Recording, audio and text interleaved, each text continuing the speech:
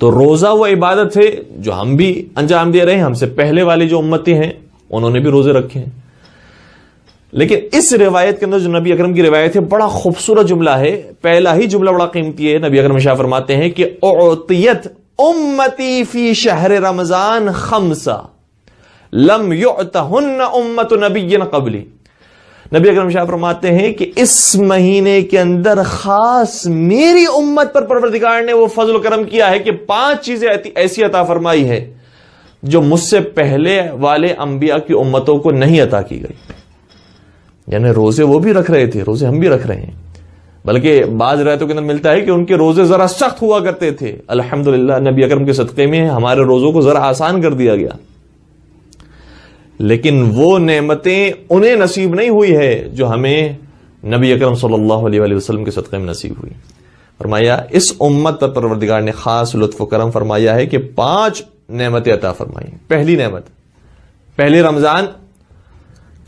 رمضان کی تاریخ داخل ہوتے ہی پروردگار عالم اپنے بندوں پر جو میری امت میں سے ہیں، میری امتیوں پر نگاہ کرتا ہے.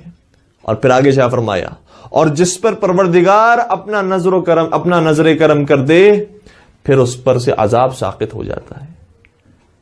خدا کی مخلوق ہے، خدا کا عذاب یا خدا کی جہنم خدا کی مخلوق ہے. جب خدا ہی نے اپنے بندے پر نظر کرم کر دی تو پھر اس کی مخلوق کی کیا مجال کہ ہمیں جلا سکے.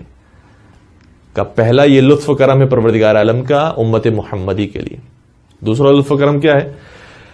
میں نے فرمایا کہ دوسرا لطف و کرم یہ ہے کہ روزہ رکھنے سے جو منہ میں بدبو پیدا ہو جاتی ہے، اور پھر وہ افراد کی جو راتوں کو نمازیں بھی پڑھتے ہیں اور روزے سے بھی انسان ہوتا ہے دن بھر، یہ جو بدبو پیدا ہو جاتی ہے پروردگار اس بو کو مشک سے بہتر خوشبو میں تبدیل کر دیتا ہے.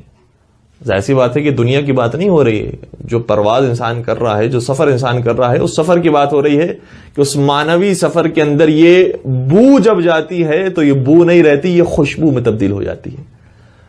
ملائکہ اس کو سونگھنے کے لیے آتے ہیں، دیگر مخلوقات اس کو سونگھنے کے لیے آتی ہیں.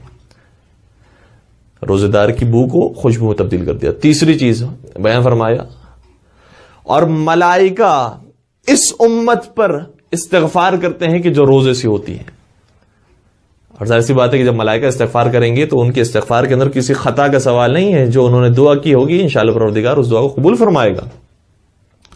چوتھی چیز جو انہیں نصیب ہوگی، کہا کہ جنت ان کے لیے استغفار کرے گی، اور جنت کو سجایا جاتا ہے روزے داروں کے لیے. اللہ اکبر. یعنی ملائکہ بھی ہمارے لیے استغفار کر رہے ہیں، جنت ہمارے لیے استغفار کر رہی ہے اگر ہم نے ماہ مبارک رمضان کے روزے رکھے ہیں. اور آخری چیز بیان فرمایا کہ اور جب آخری رمضان کی تاریخ آ جاتی ہے تو پروردگار اپنے بندوں کو آزاد فرما دیتا ہے. کسی نے اٹھ کر سوال کیا، یا رسول اللہ آپ کی آخری رمضان سے مراد شب قدر کی رات ہے؟ کیونکہ شب قدر کی خاص فضیلت ہے. نبی اکرم نے شاہ فرمایا نہیں، آخری رات. شب قدر کا تو اپنا مقام ہے، لیکن آخری رات پروردگار اپنے بندوں کو سبھی کو آزاد فرما دیتا ہے آتش جہنم سے، اور نئی زندگی دے دیتا ہے، نئی روح دے دیتا ہے کہ اب نئی زندگی کا آغاز کرو، انشاءاللہ تمہاری زندگی اب نیکیوں کے ساتھ گزرے.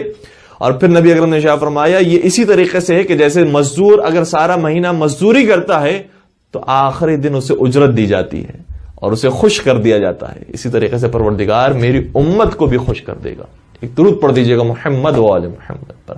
اللہم صلی علی محمد و آل محمد وعجل فرجہ.